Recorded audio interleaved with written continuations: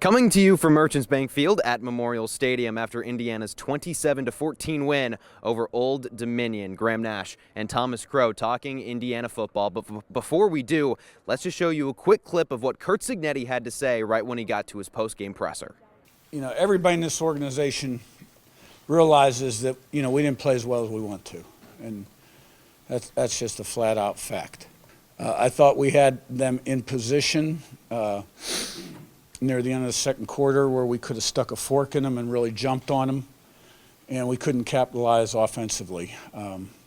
We had a number of missed opportunities offensively, 1st and 2 on the 2, can't get the ball in the end zone, and then before you knew it, we were up 17-7. But it didn't feel like we were, and we got the ball first and second half and needed a touchdown, and we did. We got it. We were up 24-7, and you thought the route could be on, but it wasn't. So there'll be a lot to learn from in this tape, and we got to get better. Thomas, first things first, we noticed that both in Coach Cignetti's press conference and speaking to the players, it really didn't feel like this team got a win based on how everyone was reacting. Well, Graham, this was an 11-win football team last year, and if you sat in every press conference, you might not have thought they had a win.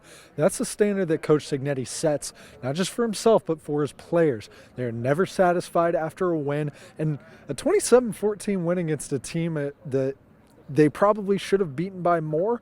I understand why the press conference was the way it was. The mistakes, intercept a pass and get a penalty. There was just a lot of stuff, a lot of things like that, that my teams in the past haven't done. Let's talk about the quarterback. Fernando Mendoza just kind of looked out of sorts the entire game, couldn't find a rhythm, and you had a pretty good view up in the press box.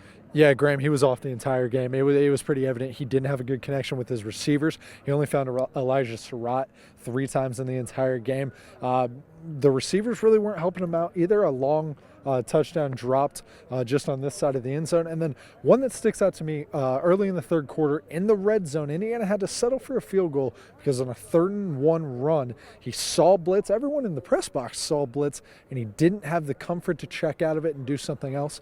He's going to have to gain that comfort for Indiana to succeed. I would say on my own performance, not up to my standards. I need to be on better rhythm, better timing, and better accuracy, especially on balls downfield. And I think, personally myself, I've definitely left some things out there. However, I thought our O-line played great. I thought our running backs played great. And I need to give our tight ends and receivers more opportunities in the pass game. Last thing we'll talk about, we do want to give credit to the Indiana defense, which did a phenomenal job after adjusting to the 11-second in punch that Old Dominion served. Well, Graham, other than the 2 long runs from Colton Joseph, this defense really was stifling. 3 interceptions, 2 of which were tip ball interceptions, which you have to have chemistry with your defense to succeed on those plays. And then they didn't allow a single snap in plus territory to ODU the entire game. I think that's really kudos to the defense. And, the offense just didn't help them out all that much tonight.